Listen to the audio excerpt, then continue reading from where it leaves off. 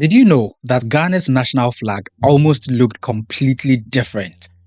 Yes, before the red, gold, and green with a black star was chosen, several different designs were submitted to the government in the 1950s to be considered. And this was because as independence drew closer, the new nation, soon to be called Ghana, needed a flag. One Ghanaian woman stepped forward with a design that would soon become part of history and spread its influence across Africa. This is the story of how Ghana's national flag was born. Before Ghana had its red, gold, and green flag with the black star, it was represented by the British blue ensign. Now, that was a common practice for colonies under the British government in the 18th and 19th century. From 1874 up until 1957, the Gold Coast was under the direct rule of the British government as a crown colony, and so this was its official flag. It carried the Union Jack in the top left corner, and on the bottom right side was a colonial badge that showed an elephant standing before a palm tree with a coastal fort in the background. But this was the flag of a colonial master, and if Ghana was going to become a sovereign nation, then we needed our own flag. Ghana's struggle for independence started quite early, and by the mid-1940s, the political mood across the colony was beginning to change. After the Second World War, there was high political tension in the colony and demands for self-government grew stronger among the people of the Gold Coast. They were beginning to organize various political movements, and the UGCC is recognized as the first political party to demand self-government. Kwame Nkrumah was part of them. Then in June 1949, Kwame Nkrumah broke away from the UGCC and formed the Convention People's Party, CPP. The CPP quickly rose to become the most powerful political force in the Gold Coast, with its symbols and slogans spreading across the whole colony. They became that influential that they had their own flags, and the colors were red, white, and green. Now, after many political struggles and elections, Kwame Nkrumah and the CPP had finally been able to secure Ghana's independence. But one question was still hanging. If the Gold Coast was about to become independent, what would its national flag look like? That answer came in 1957. I want you to picture yourself living in Ghana in 1957. You wake up one morning, maybe sucking your Hausa cocoa. You get a hold of the newspaper and then you see an advert asking you to design a flag that could be used by the whole nation as its identity. You would give it a try, right?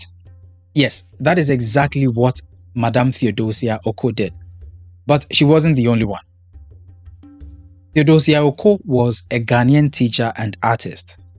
She had trained in art, worked as a professional school teacher, and like many people of her generation, she had been deeply inspired by the growing push for independence. So when the call went out for a national flag, she decided to enter her own design. Her idea was simple but full of meaning. She chose red, gold, and green. The red stood for the blood, the struggle and sacrifice behind the country's fight for freedom. The gold stood for the wealth and pure natural resources of the land. The green stood for Ghana's rich vegetation and agricultural promise. And at the center, she placed a single black star. That star carried a bigger meaning. It spoke to African freedom, African unity, and the hope that Ghana would not only become independent, but help light the way for other African countries too. Theodosia Okoh did not see the flag as just a national symbol. She saw it as part of a bigger African future. And in the end, her design was the one that was chosen. On 6th March 1957, as the Gold Coast became Ghana, Theodosia Okoh's design was raised as the flag of the new nation.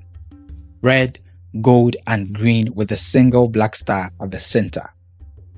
From that moment, it became the official national flag of independent Ghana. But the story of the flag did not end there. Very soon, it became tied to a bigger political vision. You see, Kwame Nkrumah believed Ghana's independence should not stand alone. He believed it should be part of a wider African future. And that is why on Independence Day in Accra, he said, "The independence of Ghana is meaningless unless it is tied to the total liberation of the African continent." So when Guinea became independent in 1958, it adopted the same colors, but in vertical arrangement. When Mali also gained independence later on, they also adopted the red, gold, and green color tradition. Now, across Africa, these colors were beginning to signal something larger than one nation. They became part of a growing visual language of African independence and unity. Around the same period, Ghana also entered a political union with Guinea. This was not a merger into one country. It was an early Pan-African effort that was led by Kwame Nkrumah and Ahmed Sekou Toure, who believed African states should unite and support one another after independence. When the Ghana-Guinea Union was formed in November 1958, it used a special union flag with two black stars representing the two member states. You could say it was simply the Ghana flag with another star added to represent Guinea. Later on, when Mali also gained independence, they joined and another star was added to make 3 stars. And this is where many people get confused, because sometimes people think the Ghana flag once had 2 or 3 stars. But those were union flags. They were not changes to Ghana's national flag. Ghana retained its flag as the red, gold, green with a black star. Mali retained their flag. Guinea also retained their flag. But the union flag was what had the 3 stars in the middle. And Kwame Nkrumah made it this way so that in future, if any other African country would join, another star would be added. But back home, Ghana's flag did not remain completely unchanged. In 1964, Ghana was declared a one-party state under Osagyefo Dr. Kwame Nkrumah and the CPP. So during this period, the national flag was altered a bit. The country used a version that reflected the colors of the ruling CPP: red, white, and green with a black star. The gold was replaced with a white. This version of the flag was used for only a short time because on 24th February 1966, Kwame Nkrumah's government was overthrown in a military coup while he was away on a diplomatic trip to Hanoi. 4 days later, on 28th February 1966, the new military government restored the original independence flag that was designed by Theodosia Okoh. The red, gold, and green tricolor with a black star returned as the national flag of Ghana once again. And that is the version that continues to fly today. More than 60 years after independence, the Ghana flag still carries the same message it carried in 1957. A message of sacrifice, wealth, land, freedom, and African unity. What began as one woman's design for a new nation became one of the most recognized symbols on the African continent, and you can see the influence of red, gold, green across the whole of Africa.